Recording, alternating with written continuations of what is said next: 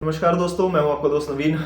दोस्तों, ये वीडियो रहेगी अभी जो एक अपील करने के बाद हम लोगों को फिर से सक्सेस मिली है। तो वो एक पूरी फैमिली है, कुरुक्षेत्र से है। सत्यम और उनकी फैमिली है पूरी। सत्यम ने अपनी वाइफ के साथ में और एक बच्चा और अपनी मम्मी के साथ, ये 4 बंदों का इनका वीज़ा जो था वो इन्होंने अप्लाई किया हुआ था, यूके का टूरिस्ट वीज़ा। और हुआ ये कि इन्होंने डॉक्यूमेंटेशन जो है वो पूरी नहीं की हुई थी। मतलब काफ़ी डॉक्यूमेंट्स जो थे वो कम थे इनके। तो जैसे जहाँ से इनका रेंट आ रहा था उसका कोई एविडेंस नहीं था, इन्वेस्टमेंट का कोई एविडेंस नहीं था। तो प्रोफाइल जो थी वो बिल्कुल ही नॉर्मल, इन्होंने पता नहीं कैसे और किसके कहने पे इन्होंने फाइल पुटअप कर दी थी ऐसे ही, किसी एजेंट को यूज़ किया था इन्होंने। और उसके बाद जब रिफ्यूज़ आया तब ये मेरे पास आए, क्योंकि इनका एक फ्रेंड था, उनका मैंने अप्लाई करवाया था। और उनका भी 4 जन का था, हस्बैंड वाइफ और उनके मम्मी पापा। ये 4 बंदे थे जिनका वीज़ा अप्लाई किया था। तो उनका पहले रिफ्यूज़ हुआ, उसके बाद मैंने अपील की। अपील के बाद मैंने उन चारों का वीज़ा जो था वो लेकर के इनको दे दिया था। इसके बाद जो इनकी फाइल लगी थी, इन्होंने बाहर से कहीं से लगाई हुई थी। तो चारों का रिफ्यूज़ आया, मेरे पास आए कि सर ऐसे ऐसे रिफ्यूज़ आया है। उसके बाद मैंने इनका चैलेंज में डाला। चैलेंज में डालने के बाद इनका जो वीज़ा जो है अभी, पासपोर्ट रिक्वेस्ट आ चुकी है इनकी, वो मैंने स्क्रीनशॉट पे भी दे दी थी शुरू में। अब फिर आप देख लीजिएगा। तो ये होता क्या है कि अगर आप, अब मैंने फिर इनका ना एविडेंस वगैरह सब मंगवाए। भाई मुझे चाहिए ऐसे बिना एविडेंस आप इसको कहो कि मैं पैप डाल दूं या प्री एक्शन प्रोटोकॉल यूके का डाल दूं, तो वो चीज़ नहीं चलती अपील के लिए।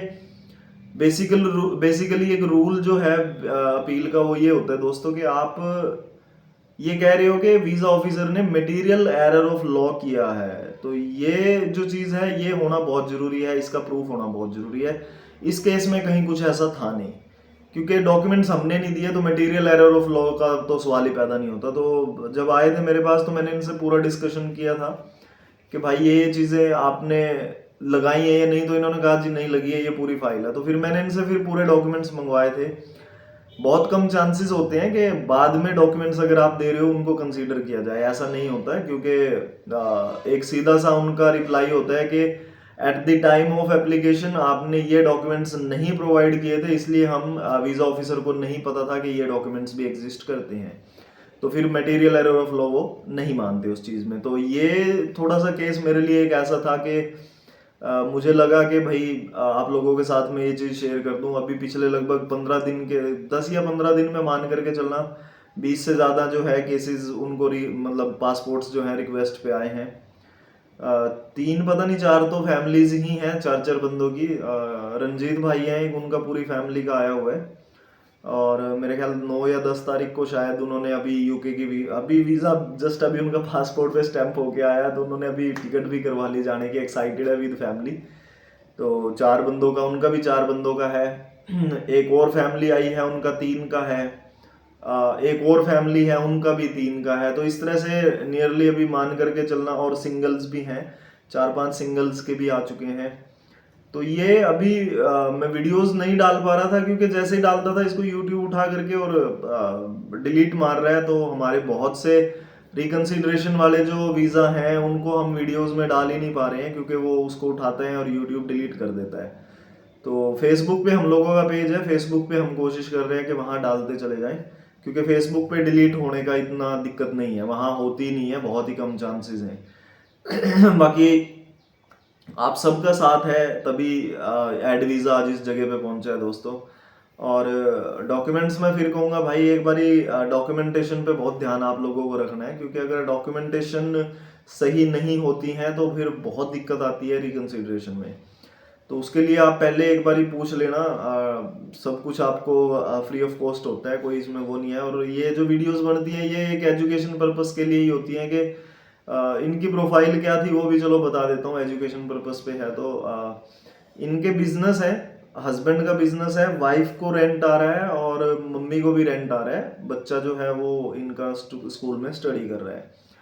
तो ये थी इनकी प्रोफाइल, कोई ज़्यादा नहीं है कि पता नहीं कितना बड़ा वो है, और एक नॉर्मल सी प्रोफाइल है।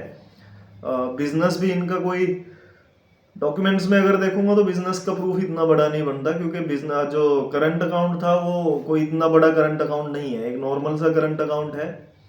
बस जो मेरे लिए पॉजिटिव पॉइंट था वो था इनकी इन्वेस्टमेंट्स, जो इनकी इन्वेस्टमेंट हुई पड़ी थी 2-3 जगह पर, वो मेरे लिए थोड़ा सा इंपॉर्टेंट पॉइंट था। तो इनसे जब डिस्कशन किया तो मैंने बताया कि भाई मेरे पास सिर्फ एक ये चीज़ है जिसको मैं पकड़ पाऊंगा, बाकी आपका केस में कोई मुझे दम नहीं लग रहा है। तो साफ सुथरी बात करते हैं, साफ साफ बताते हैं कि भाई ये चीज़ कर सकते हो या ये नहीं करना है।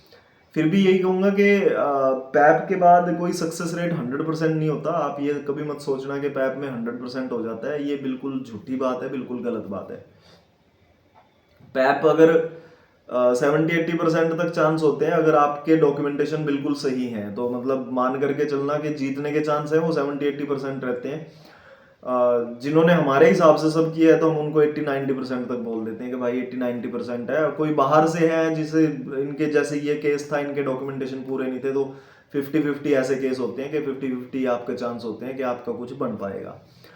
रिस्क आपका रहता है, आपको खुद ये देख करके करना है कि भाई आप इसको करवाना चाहते हैं या नहीं करवाना चाहते हैं।